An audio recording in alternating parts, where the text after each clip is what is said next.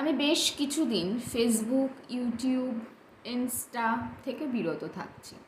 বিরত মিন্স আমি অ্যাক্টিভ থাকছি অবশ্যই, কিন্তু যে সমস্ত ভালো ভালো ভিডিওসগুলো আপনাদের সামনে তুলে ধরার চেষ্টা করি, সেই ভিডিওগুলো আমি আর মানে যতদিন না এই রেপ কেসের সাজা হচ্ছে ততদিন আমি কোনো রকম ভিডিও আপলোড করতে পারবো না। সুতরাং এতে যদি আমার ভিউজ কমতে থাকে কমুক, ফলোয়ার্স কমতে থাকলে কমুক, আমার জাস্ট কিছু যায় আসে না। আজকে আমরা সুস্থ স্বাভাবিক জীবনে ফিরতে পারছি না। আরজি কর মেডিকেল কলেজের ঘটনার পর ডক্টর মৌমিতা দেবনাথ এর দোষীরা যতদিন না শাস্তি পাবে আমি নর্মাল লাইফ লিড করতে পারছি না।